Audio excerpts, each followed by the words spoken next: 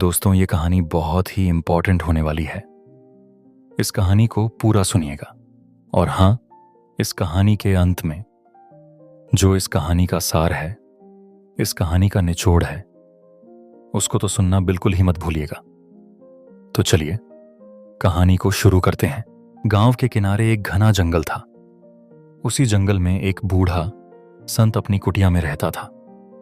लोग कहते हैं कि उनके पास एक अनमोल वचन है जिसे जो भी सुन लेता उसकी जिंदगी बदल जाती है। लेकिन संत वह वचन केवल उसी को सुनाते हैं जो उसकी सच्ची कीमत समझ सके।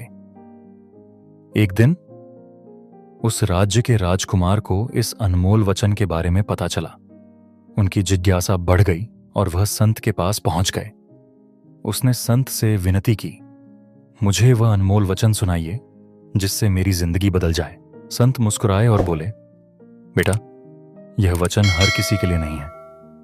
पहले तुम्हें इसकी कीमत समझनी होगी। 3 दिन जंगल में रहो बिना किसी शाही सुविधा के। अगर तुम इसे सह सको तो मैं तुम्हें वह वचन दूंगा। राजकुमार को यह शर्त बहुत आसान लगी, लेकिन जब उसने जंगल में समय बिताना शुरू किया तो असली कठिनाई सामने आई। उसे भूख लगी, प्यास लगी, सोने की जगह नहीं मिली। जंगली जानवरों की आवाजें रात भर डराती रहीं। धीरे धीरे उसकी अकड़ कम होने लगी। तीसरे दिन वह थका हुआ और कमजोर होकर संत के पास लौटा। उसने संत से कहा, अब मैं समझ गया कि जीवन में असली मुश्किलें क्या होती हैं। मैं धैर्य और मेहनत का मूल्य समझ चुका हूं। कृपया अब मुझे वह अनमोल वचन दीजिए। संत ने उसकी आंखों में देखा और मुस्कुराते हुए बोले, यह संसार जैसा है वैसा ही रहेगा, लेकिन अगर तुम खुद को बदल लो तो तुम्हारे लिए हर कठिनाई अवसर बन जाएगी। राजकुमार स्तब्ध रह गया। उसने सोचा कि यह तो बहुत सीधा सा वचन है, लेकिन जब उसने अपने 3 दिनों के संघर्ष को याद किया तो उसे एहसास हुआ कि यह वचन ही उसके जीवन का सबसे बड़ा सत्य था। राजकुमार महल लौटकर एक बदले हुए इंसान की तरह जीवन जीने लगा। अब वह अपनी प्रजा के दुख दर्द समझने लगा, धैर्य से काम लेने लगा और हर कठिनाई को अवसर में बदलने की कोशिश करने लगा। कुछ ही वर्षों में वह अपने राज्य का सबसे प्रिय और समझदार राजा बन गया। धीरे धीरे यह कहानी पूरे राज्य में फैल गई।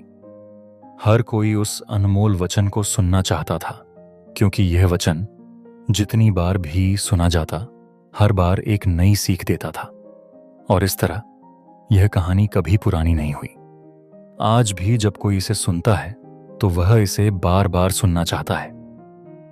दोस्तों, इस कहानी के बताने का मतलब यही है कि दुनिया तो जैसी है वह वैसी ही रहेगी।